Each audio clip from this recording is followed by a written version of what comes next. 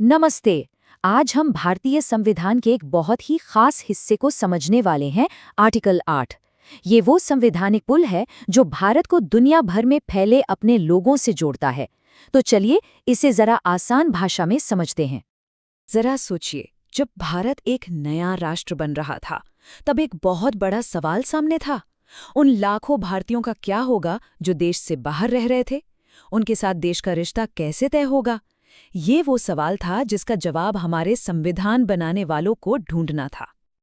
और इस बड़ी पहेली का जवाब मिला एक अकेले लेकिन बहुत ही शक्तिशाली प्रावधान में।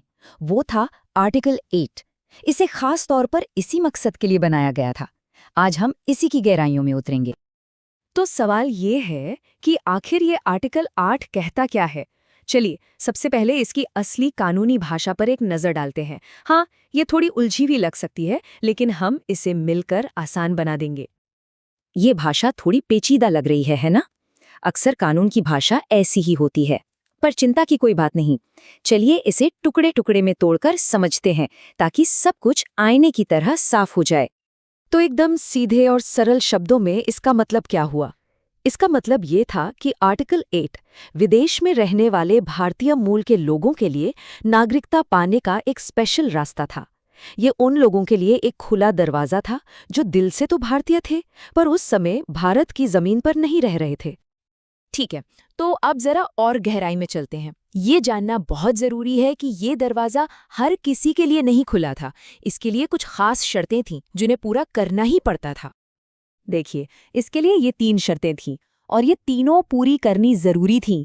ऐसा नहीं कि कोई एक या 2 पूरी कर ली और काम हो गया। नहीं, तीनों शर्तों पर खरा उतरना अनिवार्य था।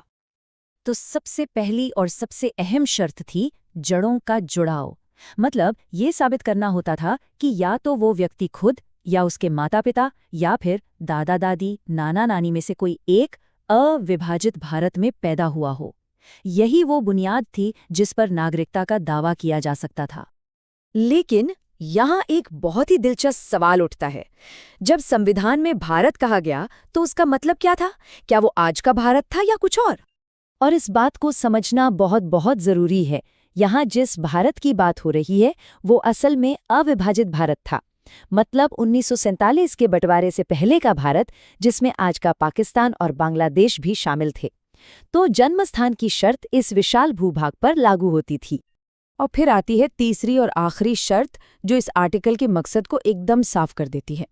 ये प्रावधान सिर्फ और सिर्फ उन लोगों के लिए था जो उस समय भारत की सरहदों के बाहर, मतलब एक प्रवासी के तौर पर किसी दूसरे देश में रह रहे थे। तो चलिए मान लेते हैं कि कोई इन तीनों शर्तों को पूरा करता है, तो फिर क्या नागरिकता मिलेगी कैसे? अब जरा इस प्रक्रिया पर भी गौर कर लेते हैं। जो पूरी प्रक्रिया थी उसे हम इन 3 आसान स्टेप्स में देख सकते हैं।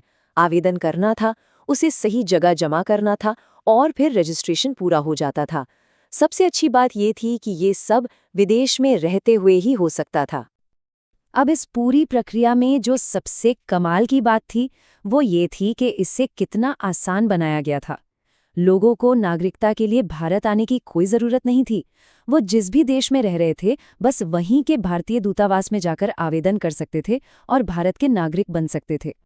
तो अब तक हमने ये तो समझ लिया कि ये आर्टिकल कैसे काम करता है, पर सवाल ये है कि ये इतना ज़रूरी क्यों है? आखिर संविधान में इसकी क्या खास जगह है? इसकी असली चाबी छिपी है इसकी पहली ही लाइन में।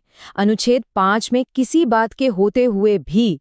अब कानूनी भाषा में इसका सीधा सा मतलब होता है कि भले ही आर्टिकल 5 कुछ भी कहे, ये नियम सबसे ऊपर रहेगा। ये एक तरह से नागरिकता के सामान्य नियम को ओवरराइड करता है और एक नया रास्ता बनाता है। और ये स्लाइड इस फर्क को एकदम साफ कर देती है। सोचिए, 2 रास्ते बनाए गए। आर्टिकल 5 उन लोगों के लिए था जो देश के अंदर थे और आर्टिकल 8 खास तौर पर उन लोगों के लिए बनाया गया जो बाहर थे। ये 2 अलग अलग रास्ते इसलिए बनाए गए ताकि कोई भी भारतीय पीछे न छूट जाए। और यही यही इस आर्टिकल का असली सार है। इसने संविधान लागू होने के पहले दिन से ही भारत और दुनिया भर में फैले उसके लोगों के बीच एक मजबूत संवैधानिक पुल बना दिया। तो चलिए फटाफट से देख लेते हैं कि आर्टिकल 8 के बारे में कौन सी बातें हमें याद रखनी हैं। पहली, ये प्रवासियों के लिए एक स्पेशल रास्ता था। दूसरी, इसकी पात्रता वंश पर आधारित थी, वो भी अविभाजित भारत के वंश पर। तीसरी, प्रक्रिया बहुत सरल थी। और चौथी, ये नागरिकता के सामान्य नियम यानी आर्टिकल 5 से बिल्कुल अलग काम करता था। और ये सारी बातचीत हमें एक बहुत ही गहरे सवाल पर लाकर छोड़ देती है।